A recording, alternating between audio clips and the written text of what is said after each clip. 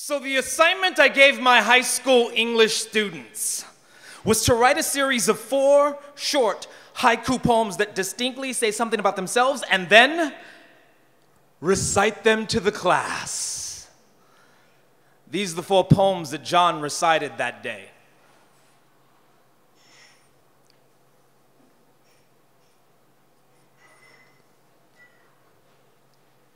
Speaking in a quiet, communicative way always came easy to me.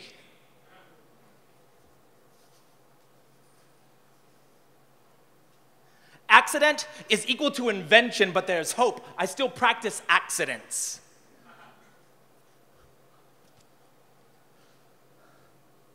I restore antique radios. I like the way static feels in my palms.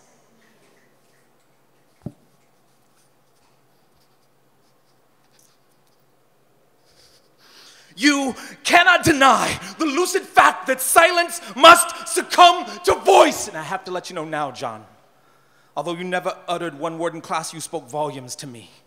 And you taught me a lesson in humility because I realized that day in my blind and deaf arrogance that I asked you to master my language without attempting to learn one word of yours. So starting today, I'll begin by learning the signs of what I feel are the most beautiful spoken words in existence. Words like moon, eclipse, grandfather,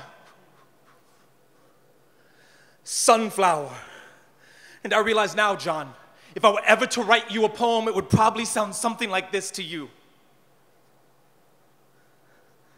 Mother was the moon, and father was the sun. The moon and sun that existed in a constant state of eclipse. So I learned to grow despite the darkness. And I learned at an early age the power of spoken word. My mother's silence and my father's absence formed cave walls that my grandfather's words reverberated off of like children dancing in a field of purple simply for the sake of purple. And it is true.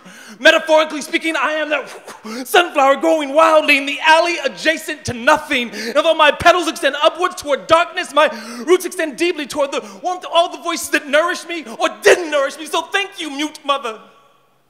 Thank you, absent father. Thank you, beautiful, all-encompassing grandfather, and thank you, John, my silent, poetic student, for your words.